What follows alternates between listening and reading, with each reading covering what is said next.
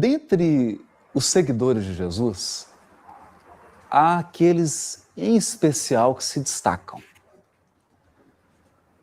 Não se destacam por terem aparecido ou por estarem em evidência, mas se destacam por terem dado a Jesus aquele suporte indispensável, sem o qual o Mestre não teria desenvolvido a sua missão gloriosa junto dos corações da terra. E aqui nós fazemos referência às mulheres que seguiram Jesus. Elas são aquelas servidoras anônimas que, embora não tenham ocupado os palcos da Boa Nova, ofereceram carinho, apoio, residência, recursos materiais, acompanharam Jesus até os momentos dolorosos da cruz, lado a lado, consolando, chorando, sofrendo junto com ele. E, em especial, nós temos uma personagem que se chama Joana de Cusa.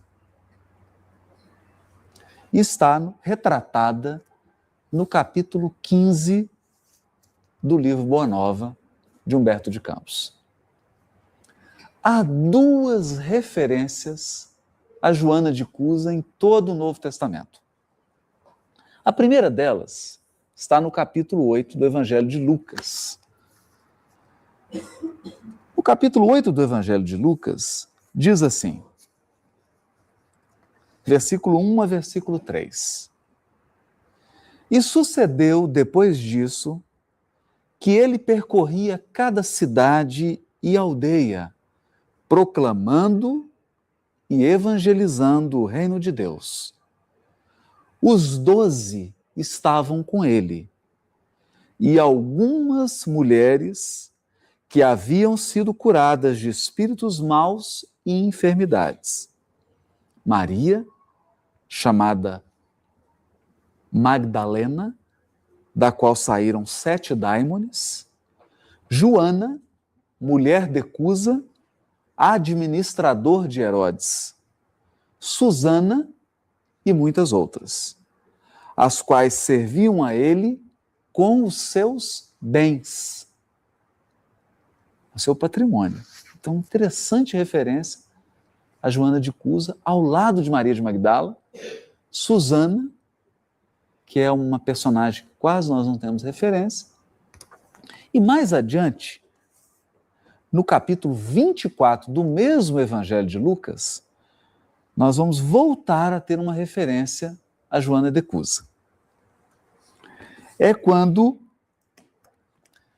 Maria Magdalena retorna do sepulcro, com a notícia de que Jesus havia ressuscitado, e aí no versículo 9 aparece assim: quando retornaram do sepulcro, relataram todas essas coisas aos 11 e a todos os restantes, os 11 apóstolos, que Judas já havia suicidado.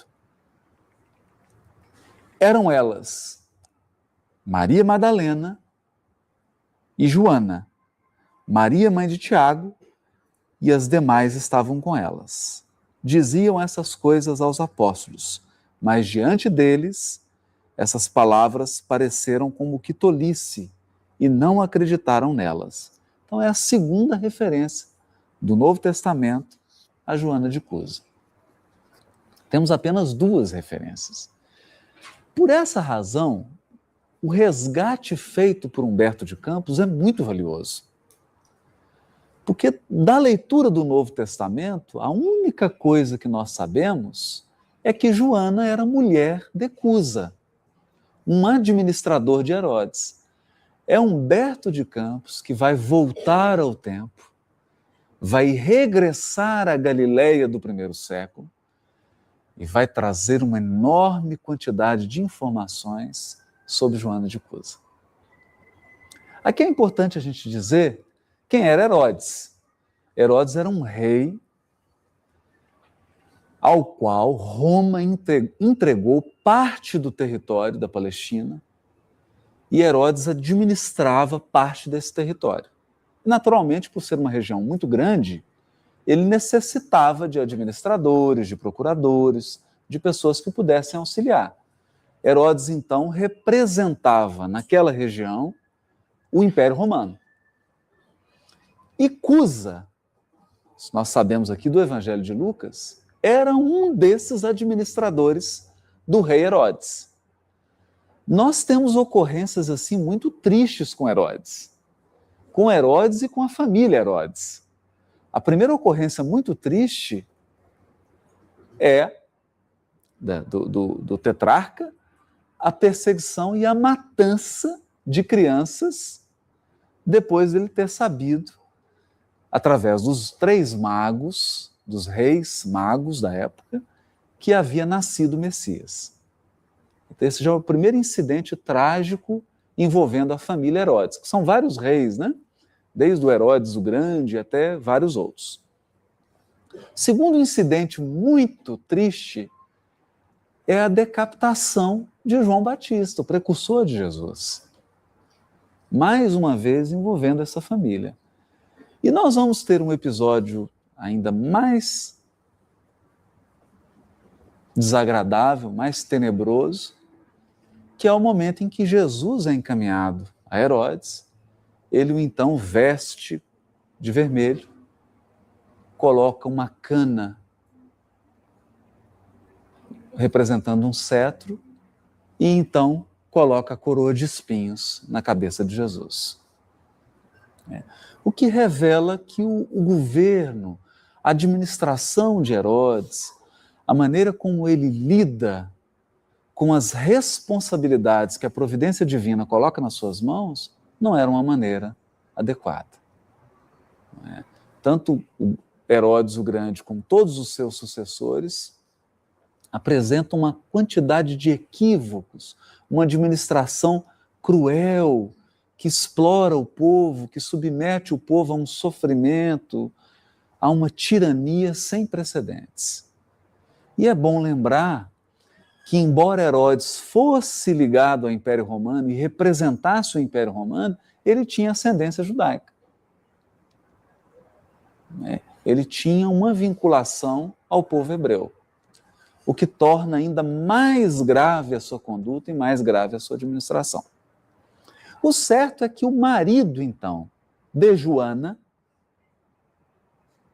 de nome Cusa, era um administrador de Herodes, era ligado a essa administração do Império Romano, e já por essa informação, nós já começamos a ter uma ideia do que deveria ser a vida de Joana, dos desafios que ela viveu, das dificuldades, porque a sua casa era uma casa ligada à política. Era uma casa que recebia naturalmente, todos os dias, autoridades, pessoas do exército, políticos de todas as regiões, incluindo possivelmente o próprio rei Herodes, representantes do Império Romano. Então isso já revela uma intensa atividade política na casa de Joana, as relações que eles mantinham com a alta sociedade da época e a condição econômica dessa família. Aqui nós vamos ter uma referência ligeira de Lucas, que Joana é uma daquelas que apoiava o trabalho de Jesus com bens materiais, porque ela era de uma família abastada, porque ligada a Herodes e ao Império Romano. É importante, nós estamos destacando isso, porque é muito difícil, nós aprendemos isso no Evangelho segundo o Espiritismo, a aprovação da riqueza material.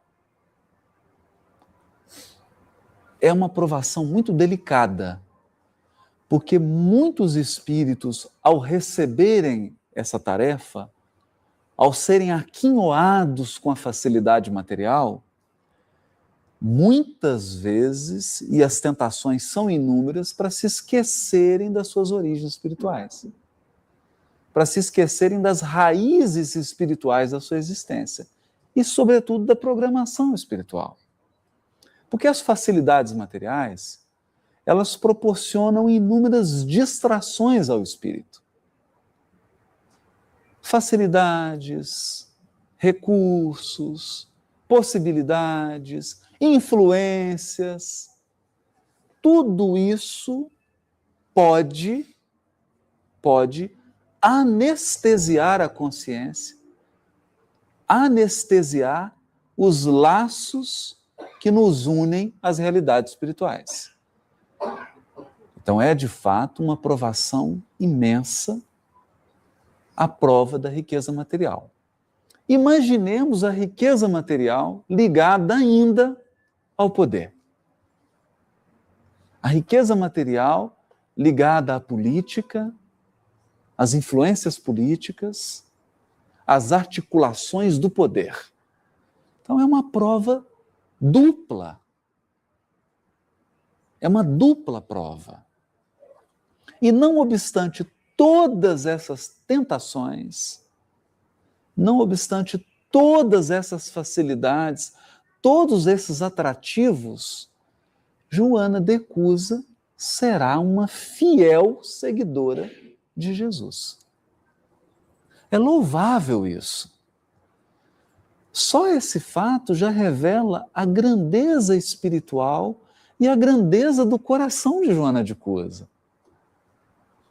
Porque mesmo nascendo numa família abastada, tendo acesso a todos os recursos da época, ela tem sensibilidade suficiente para ouvir a mensagem de Jesus. Ela consegue ser tocada. Além de ser tocada, ela passa a agir firmemente, seguindo Jesus, apoiando o projeto do Evangelho financeiramente, apoiando outros seguidores de Jesus, né, e exercendo uma atividade intensa na divulgação da Boa Nova. Então é importante isso. Como que ela consegue administrar esses dois mundos. Esses dois mundos.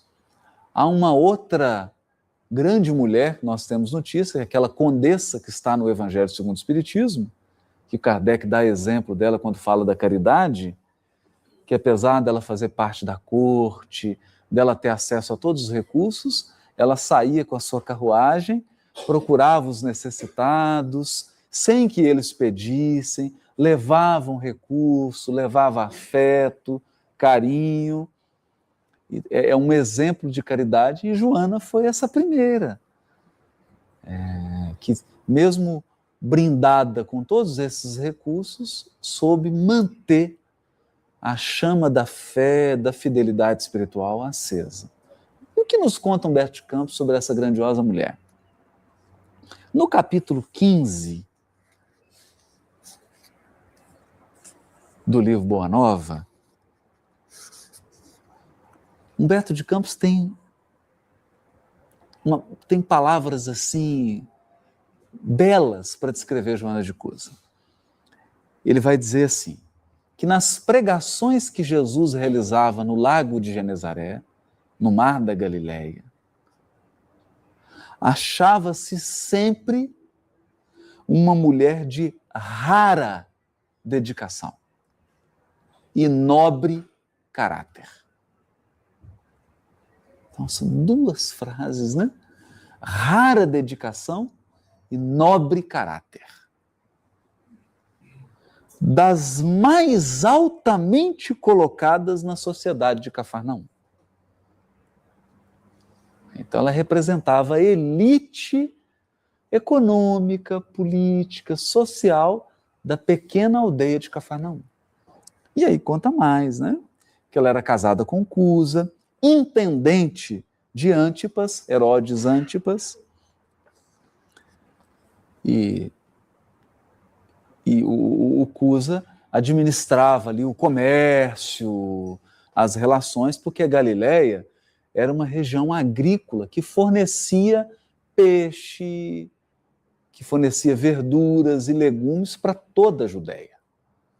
Era uma região de intensa produção que abastecia toda a Judéia.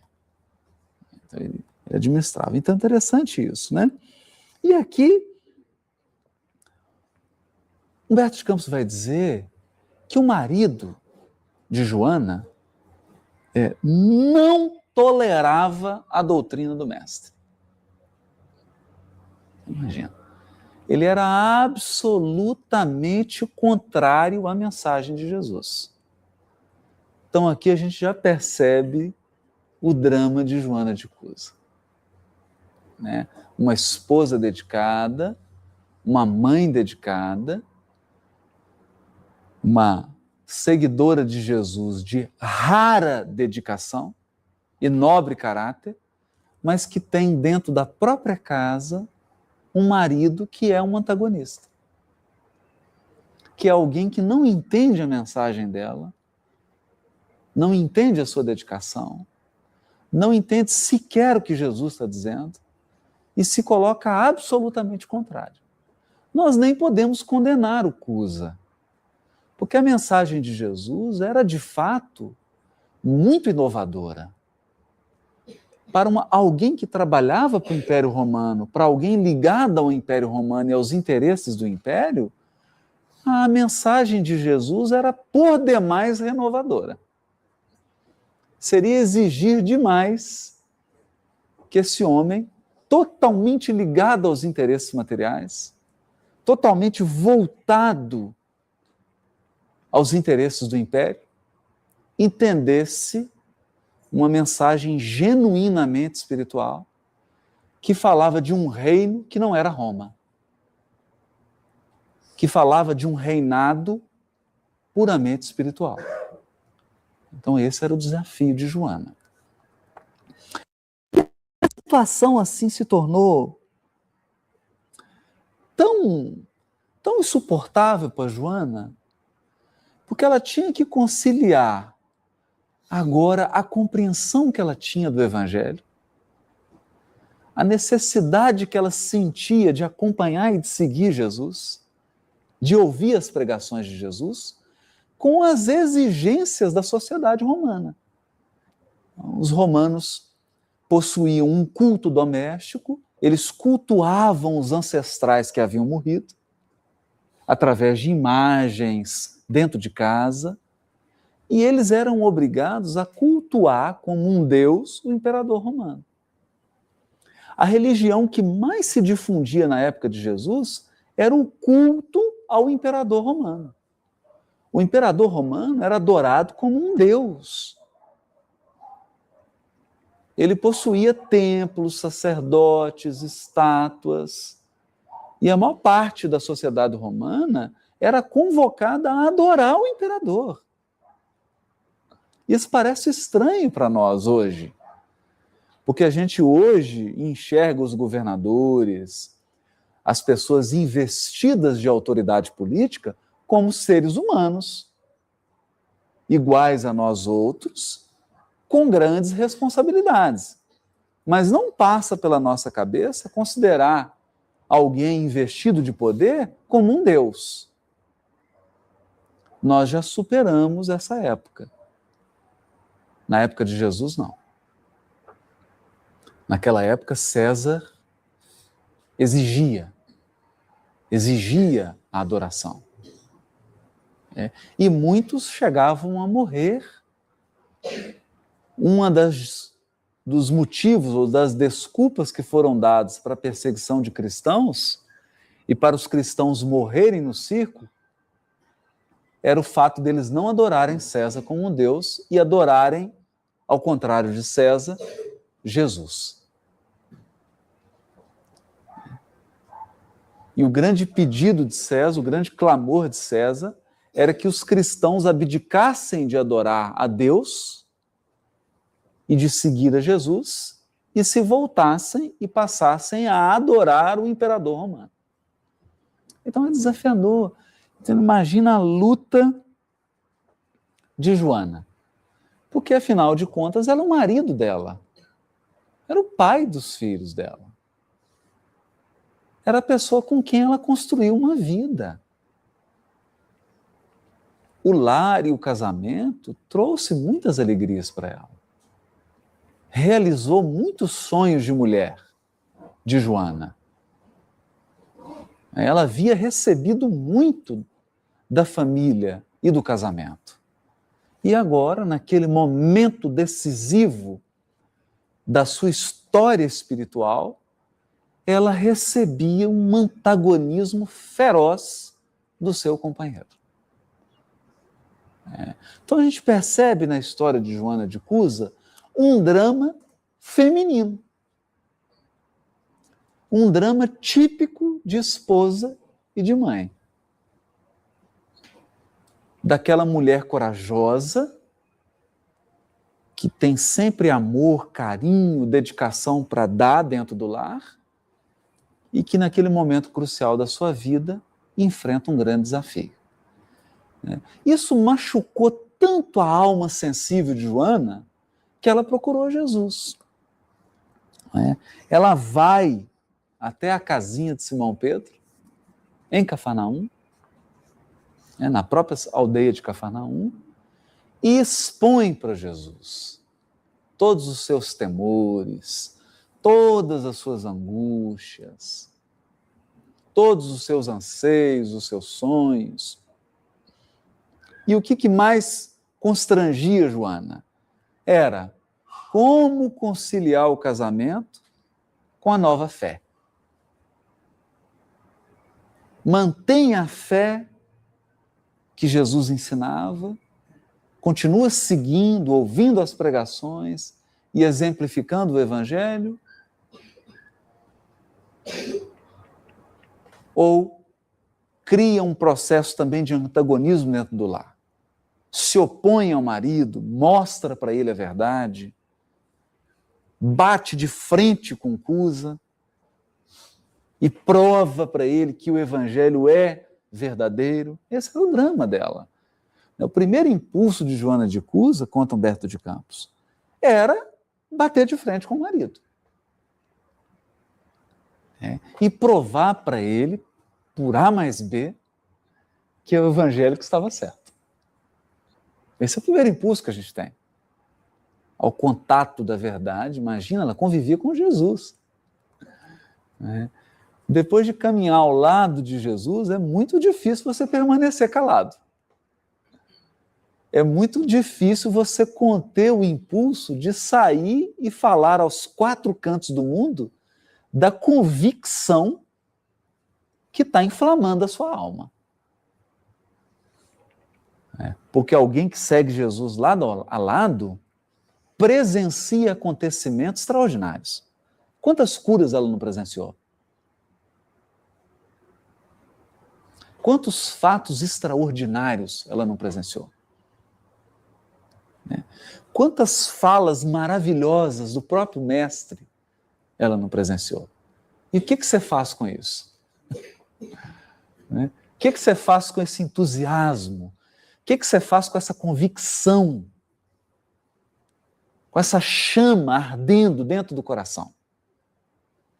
Nosso primeiro impulso é transformar a nossa fé, é transformar a nossa convicção numa espada para ferir. É transformar a verdade num instrumento para dobrar os joelhos dos nossos semelhantes. Para convencer os nossos semelhantes daquilo que nós já temos certeza. Não é? E ela acreditava que esse era o caminho. Ela acreditava que a solução para o seu drama era essa.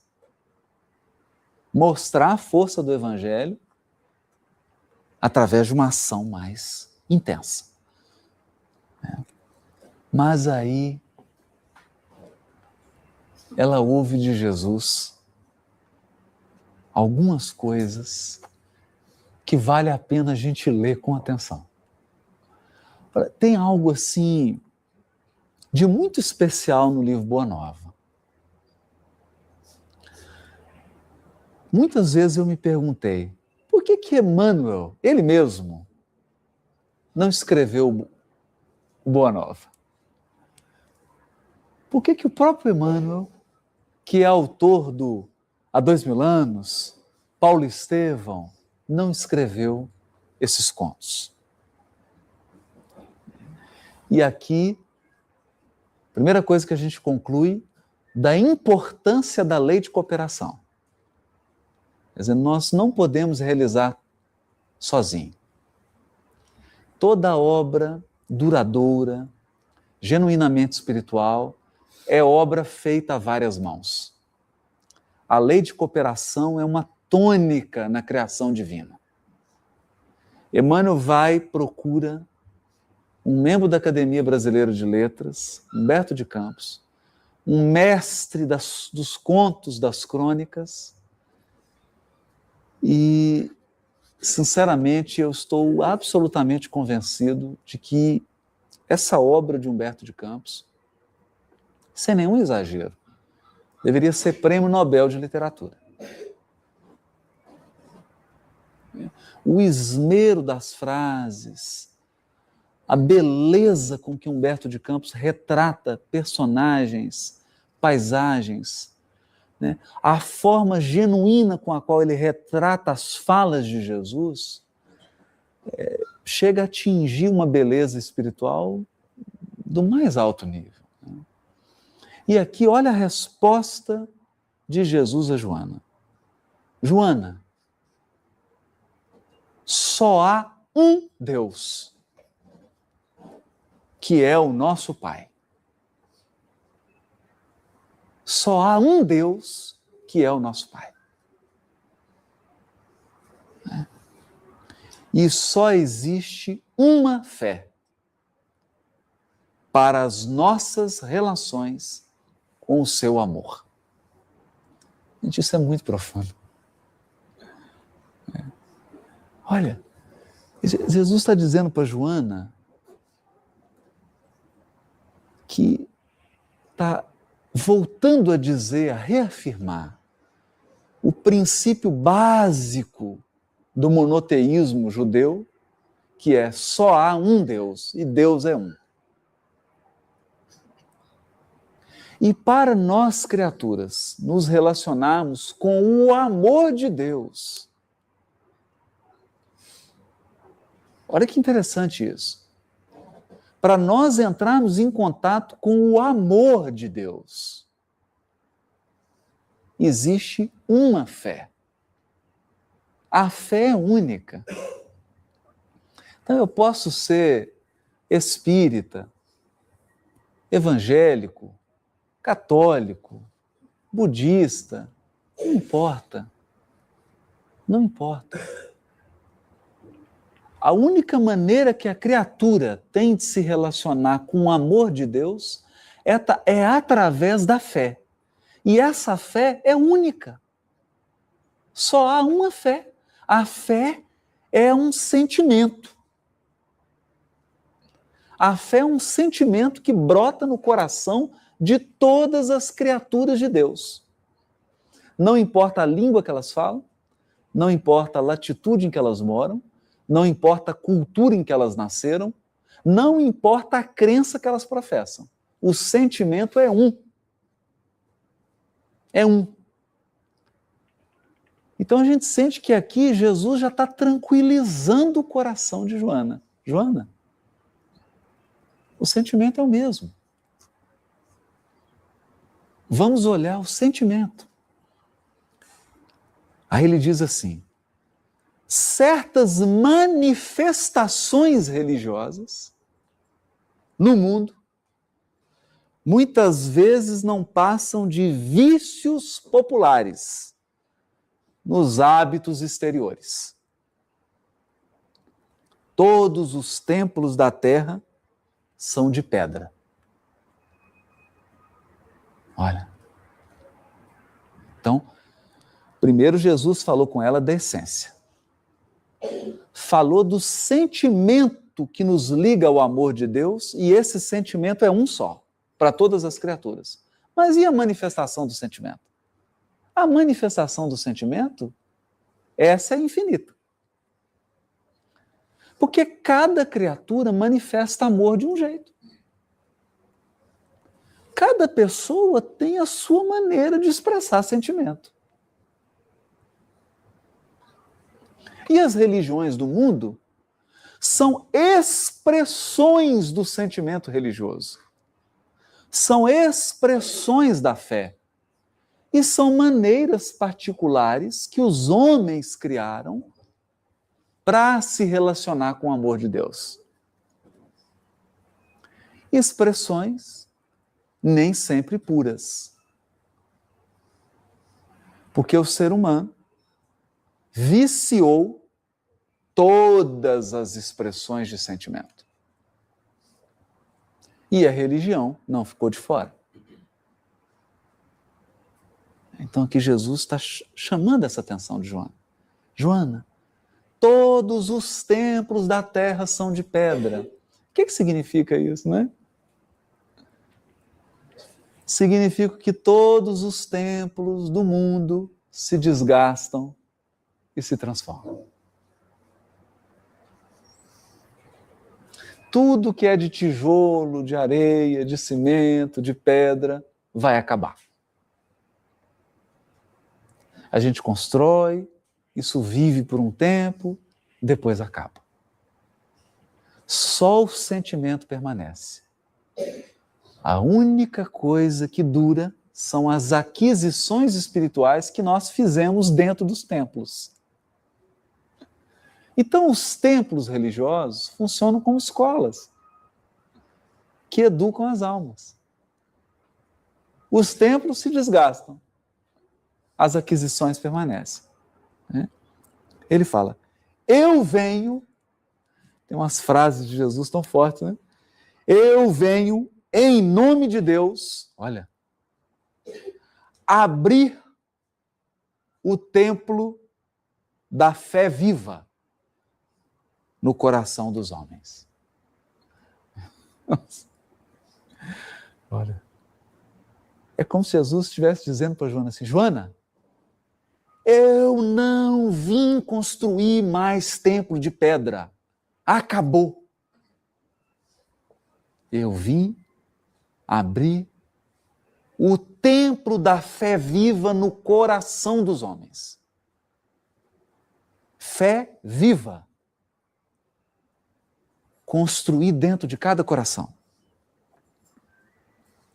Entre o sincero discípulo do Evangelho e os erros milenários do mundo, começa a travar-se o combate sem sangue da redenção espiritual.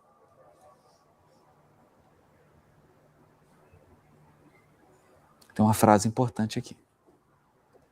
Entre o discípulo do Evangelho e os erros milenários do mundo, surge um combate, uma guerra. Mas não é guerra contra o outro.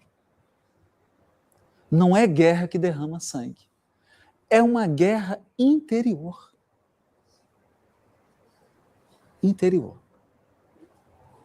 E qual que é o nome dessa guerra? Chama-se redenção espiritual. Para a gente entender a dimensão disso,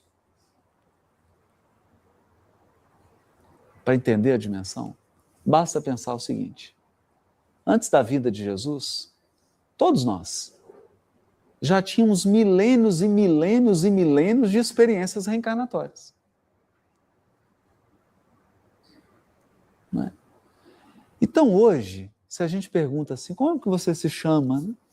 Ah, eu me chamo João, me chamo Pedro, me chamo Francisco. Né? Mas quantas personalidades você já foi na Terra?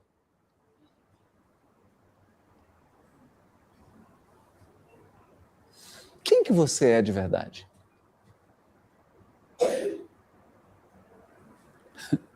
É engraçado, não?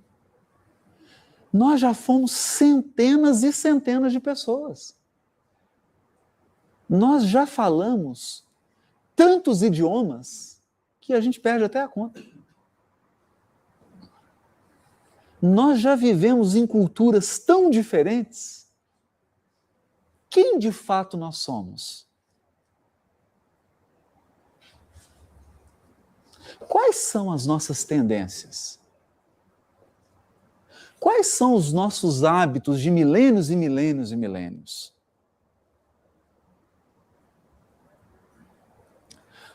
Ao tomar contato com o Evangelho, começou-se a acender uma pequena luz.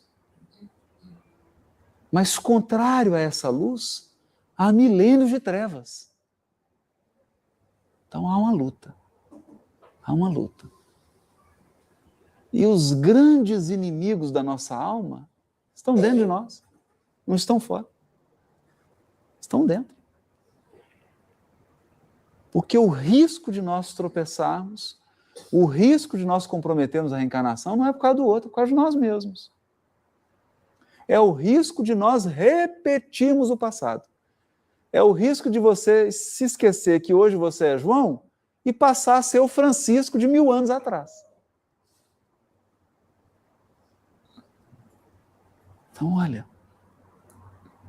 o que é a redenção espiritual? Nós buscamos uma mensagem para entender essa palavra que Jesus está falando com Joana, redenção espiritual. Nós fomos no livro Caminho, Verdade e Vida, ditado por Emmanuel, psicografado por Chico, no capítulo 104. O capítulo 104 tem o título A Espada Simbólica. E é um comentário que Emmanuel faz de Mateus, capítulo 10, versículo 34. Não cuideis que vim trazer a paz à terra. Não vim trazer a paz, mas a espada. Olha aqui, uma afirmação forte de Jesus. Eu não vim trazer paz.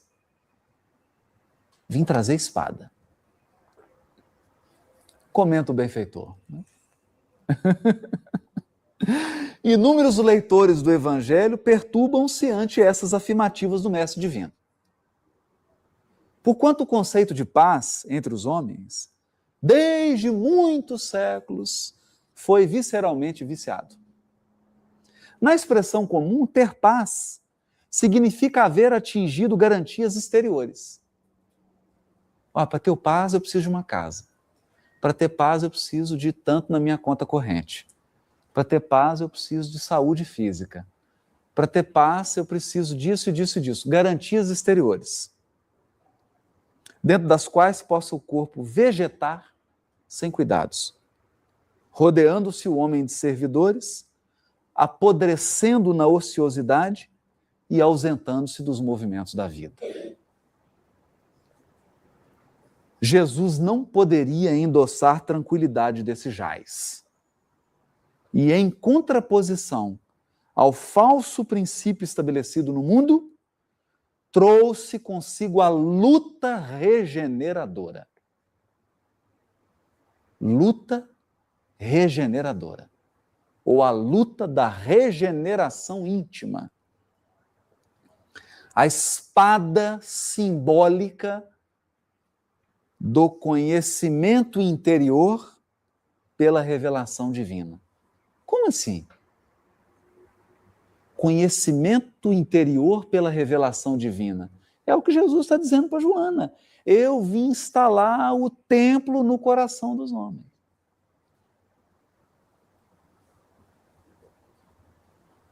Quando Jesus instala esse templo da fé viva no coração dos homens, nós passamos a receber revelações não fora, mas dentro.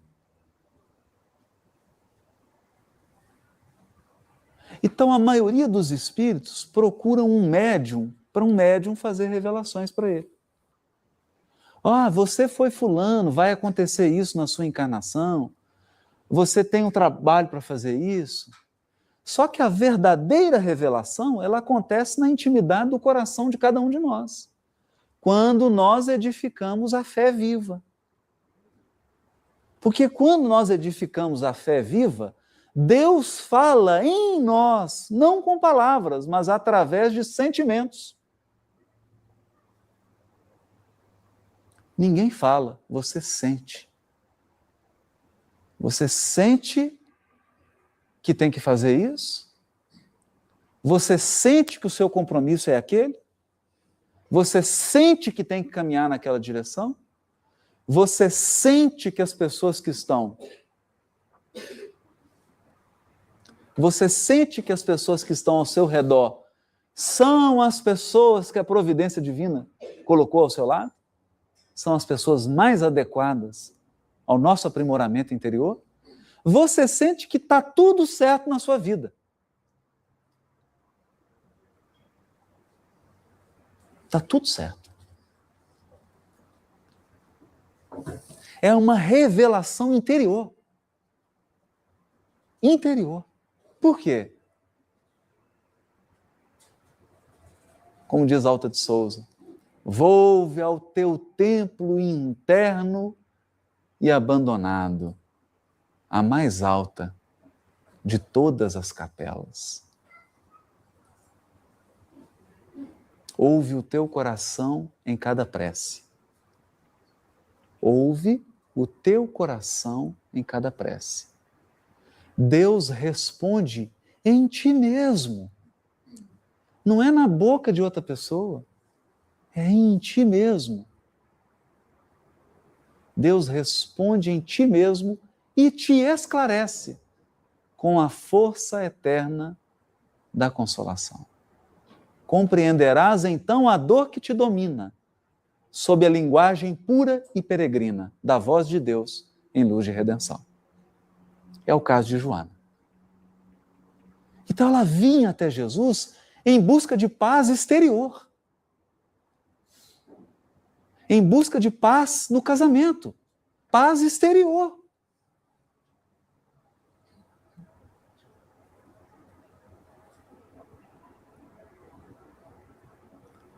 Ela vinha cheia de dúvidas, porque ela acreditava que a religião que Jesus trazia era uma religião de culto externo. Ela acreditava que o templo que Jesus queria construir era um templo de pedra. Mas o verdadeiro trabalho do Evangelho não é fora, é dentro.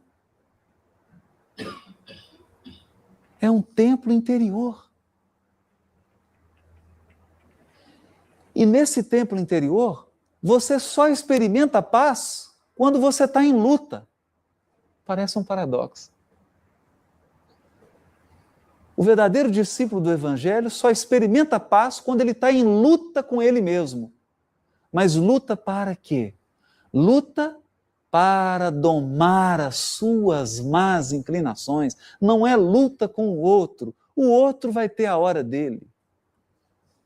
O outro vai ter o tempo dele. O outro vai ter o chamado dele. O seu é agora. O seu é hoje. O do outro é amanhã. Talvez. Como diz um amigo nosso, Ricardo Vardil, médico homeopata, quem abre os olhos dos outros é Deus. Ninguém tem tarefa de abrir os olhos de ninguém. O máximo que nós podemos fazer é abrir os nossos próprios olhos e com isso sensibilizar o nosso semelhante. É o máximo que nós podemos fazer. Era isso que Jesus estava tentando dizer para Joana. Né? Aí olha o que Emmanuel diz. A espada simbólica do conhecimento interior pela revelação divina, a fim de que o homem inicie a batalha do aperfeiçoamento em si mesmo. Em si mesmo. O mestre veio instalar o combate da redenção sobre a terra. Olha a palavra redenção de novo. É por isso que nós lemos essa mensagem. Por causa da palavra redenção. Novamente a palavra redenção. Não como uma luta exterior, mas como a libertação de nós mesmos. Libertação de quem? Nós estamos tentando progredir espiritualmente, mas tem determinados erros que nós estamos cometendo há 40 reencarnações.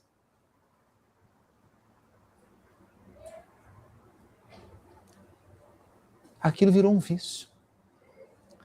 É igual você presenciar alguém viciado em droga. Ele não tem força para se libertar. É uma luta. Quando um viciado em crack se interna numa clínica, é uma luta. É uma batalha. Porque o vício se apoderou dele. Nós também. Nós temos vícios interiores que se apoderaram de nós. Eles mandam em nós. Nós nos curvamos a esses vícios. Então é preciso uma espada para lutar. Mas não é uma espada para ferir o semelhante. É a espada do conhecimento espiritual, do conhecimento interior, para que a luta ocorra dentro de nós. Então é isso que Jesus estava dizendo para Joana. Joana, fica tranquila. A única luta que você tem que travar é com você mesmo. Não é com o Cusa. Não é com seu marido. Deixa ele em paz. Compreende ele. É o que ela vai dizer. Entre o discípulo sincero do Evangelho e os erros milenários do mundo, começa a travar-se o combate sem sangue. O combate da redenção espiritual. Agradece ao Pai o haver te julgado digna do bom trabalho desde agora. Olha. Teu esposo não te compreende a alma sensível?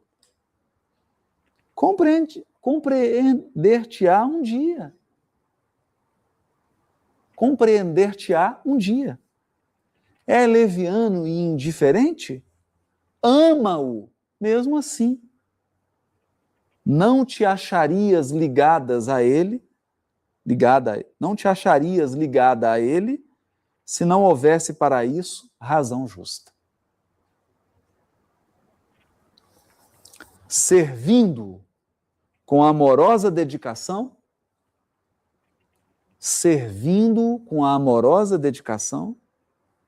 estarás cumprindo a vontade de Deus.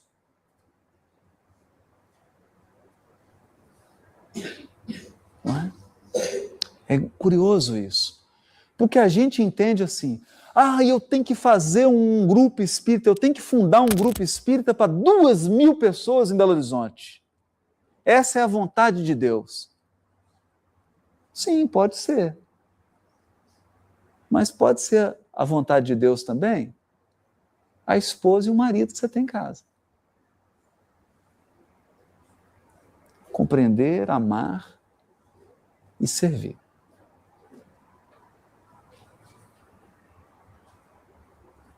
É o que Jesus está dizendo para Joana. Falas-me de teus receios e de tuas dúvidas.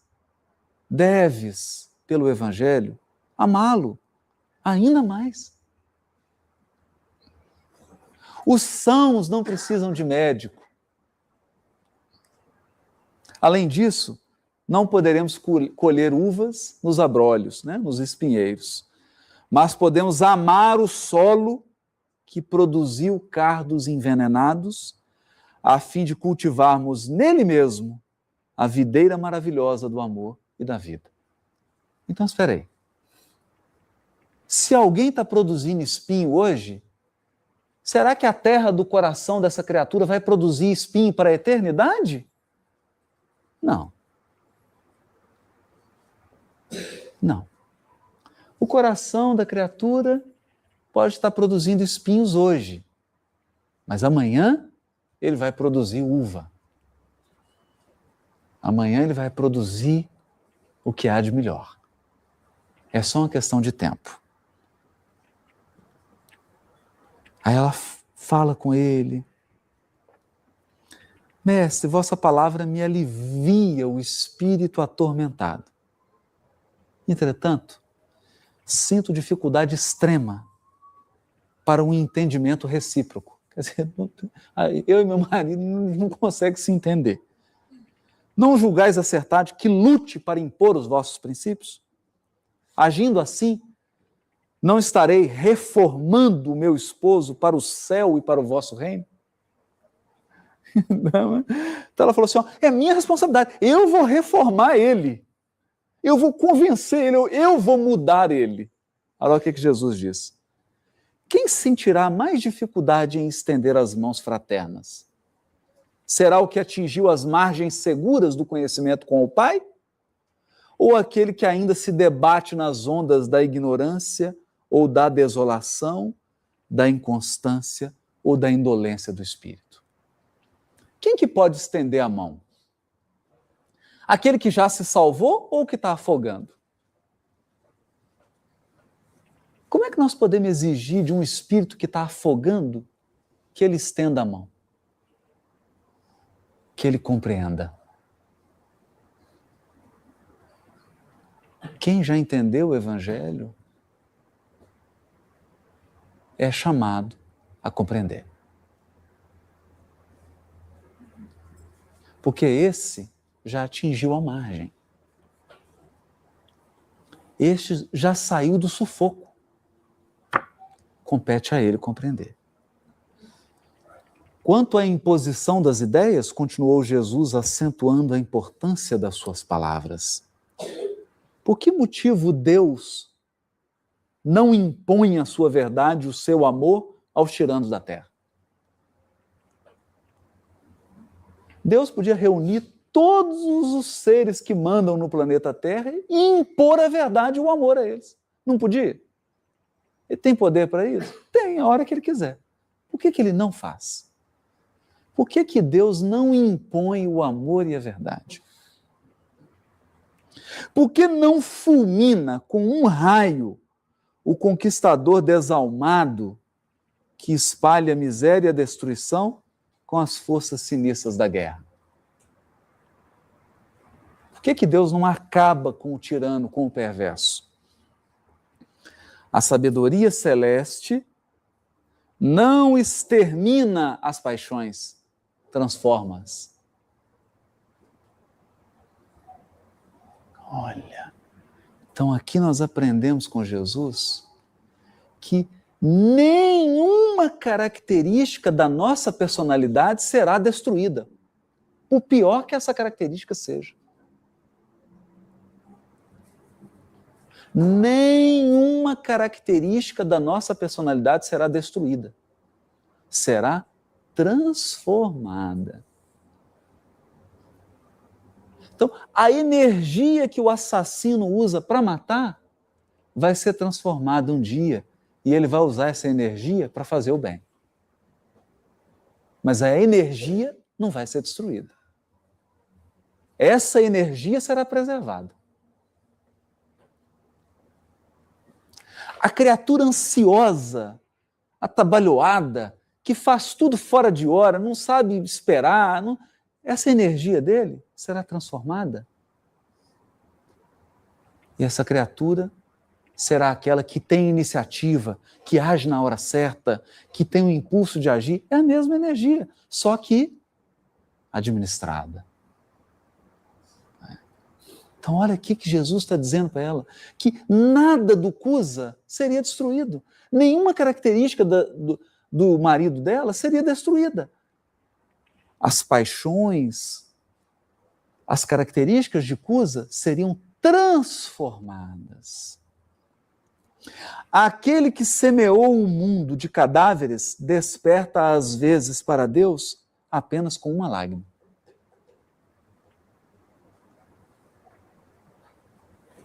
Tem criaturas que depois de uma existência de equívoco, repara toda a sua encarnação, a sua alma, por causa de uma doença.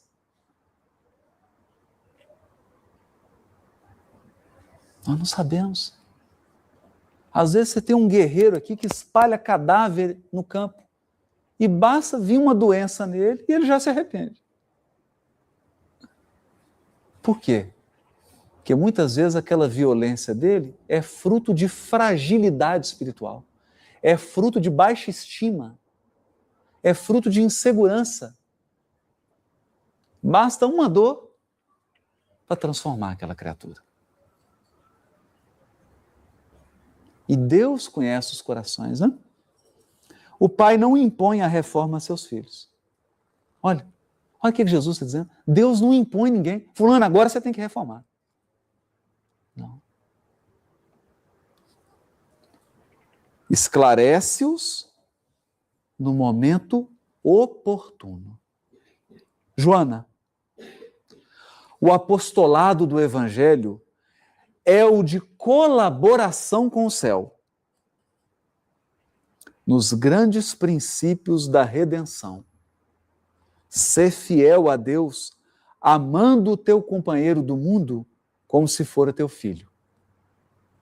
Não percas tempo em discutir o que não seja razoável. Ou seja, deixa para discutir quando for importante. Aí você discute. Não sendo razoável, não sendo importante, não discute. Deus não trava contendas com as suas criaturas e trabalha em silêncio por toda a criação. Imagina se Deus viesse, você está duvidando de mim? Você não tem fé em mim? Eu estou aqui, vamos conversar. Imagina se Deus ficasse entrando em contenda conosco. Não. Deus não entra em contenda com as suas criaturas e trabalha em silêncio. Deus não faz barulho. E nós queremos assumir o papel de Deus, transformar o outro. Jesus está falando, não, Joana, nós temos que ser apenas colaboradores de Deus. Quem vai transformar o outro é Ele. Nós vamos apenas colaborar. Só que como Deus trabalha em silêncio, nós temos que aprender a trabalhar em silêncio também. Trabalhar em silêncio pela nossa transformação e pela transformação daqueles a quem nós amamos. Trabalhar em silêncio, sem alarde, sem arrastar móvel, sem briga, sem discussão, sem contenda, em silêncio. Vai, esforça-te também no silêncio. Deus trabalha em silêncio, esforça-te também em silêncio. Esforça-te também no silêncio. E quando convocada ao esclarecimento, fala o verbo doce ou enérgico. Olha, doçura ou energia. Usa os dois. Verbo doce ou enérgico da salvação. Não é verbo doce ou enérgico da destruição. Porque às vezes a doçura no falar é para destruir o outro. Quantos pais não viciam seus filhos por excesso de doçura? E quantas pessoas não acabam com seus afetos e com as suas relações afetivas por excesso de rigor? Então é usar o verbo doce e enérgico da salvação, não da destruição. Segundo a circunstância. Quer dizer, cada circunstância pede uma coisa. Volta ao lar e ama o teu companheiro. Ama o teu companheiro como o material divino que o céu colocou em tuas mãos, para que talhes uma obra de vida, sabedoria e amor. Vai, filha, ser fiel. Vai, filha, ser fiel. Ser fiel a Deus, né? Olha, ser fiel a Deus. Aí ela foi. O que aconteceu? Ela seguiu Jesus, Jesus foi crucificado, Jesus deu o exemplo da fidelidade a Deus nos momentos mais graves. Maria de Nazaré, que era mãe de Jesus e que Joana acompanhava lado a lado, deu o exemplo de resignação, porque Maria viu o filho sendo crucificado. Então ela viu Maria dando o exemplo, vendo ali o filho sendo sacrificado e aceitando a vontade divina. E aí a tormenta invadiu o lar de Joana. Intrigas políticas, perseguições, Herodes morreu, a situação se voltou, ele perdeu o patrimônio material, enfrentou grandes reveses, a expiação bateu às portas da casa de Joana de Cusa. Depois de muito sofrimento, seu companheiro adoeceu. Olha, todo o processo de sensibilização do marido. Ele perdeu tudo aquilo que ele acreditava. Bens materiais, influência política, saúde física, e acabou desencarnado. E para completar, Joana de Cusa e o filho, em Roma, foram presos e levados ao martírio.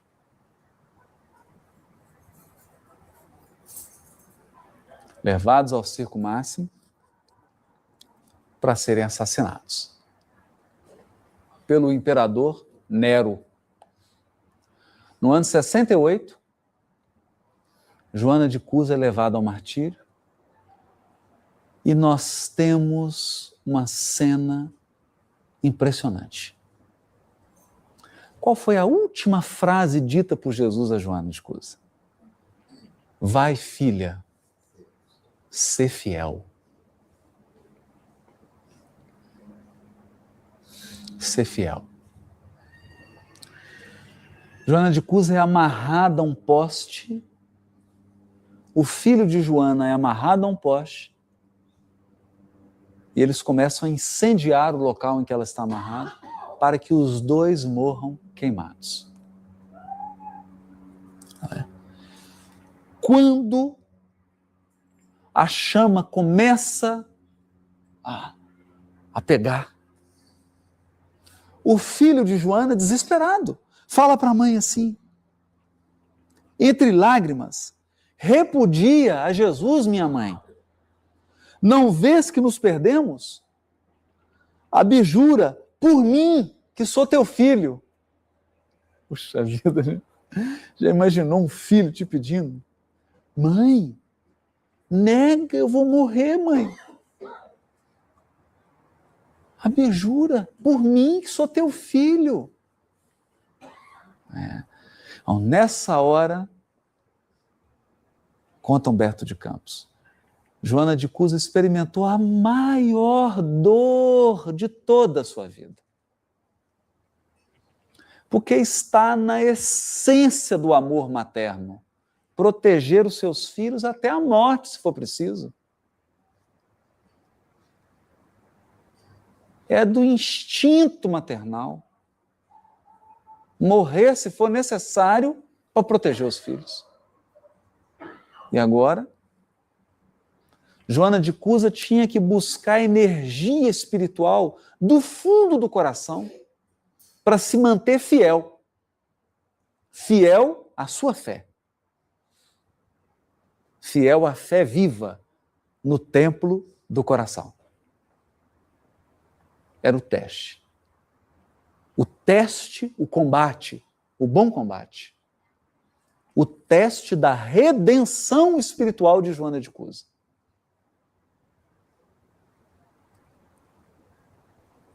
Vencido esse teste, ela alcançaria a vitória espiritual, que é a vitória sobre si mesma. É o que ela fala. Pela primeira vez, dos olhos da mártir, corre a fonte abundante das lágrimas. Até então ela não tinha chorado, hein? Olha a força dessa mulher. Naquele momento, ela começa a chorar copiosamente. As rogativas do filho são espadas de angústia que lhe retalham o coração. como se estivesse cortando o coração materno. Abjura, abjura. Joana ouve aqueles gritos, recordando a existência inteira. Começa a passar um filme na cabeça dela, né? O lar risonho e festivo, as horas de ventura, os desgostos domésticos, sua desesperação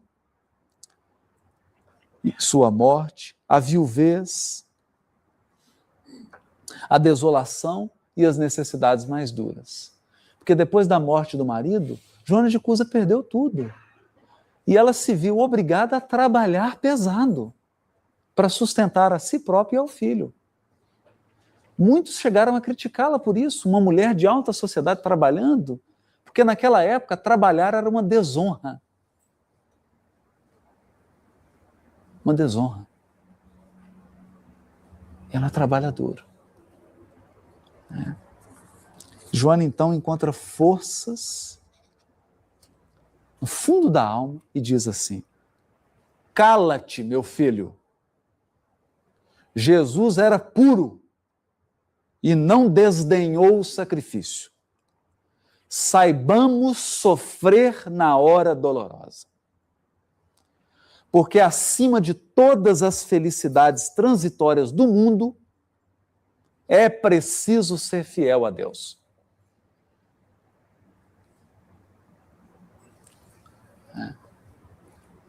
Ao ouvir essa frase, o soldado chega perto de Joana e diz assim: o teu Cristo soube apenas ensinar-te a morrer? Perguntou um dos verdugos. A velha discípula, concentrando a sua capacidade de resistência, teve ainda forças para murmurar, não apenas a morrer, mas também a vos amar.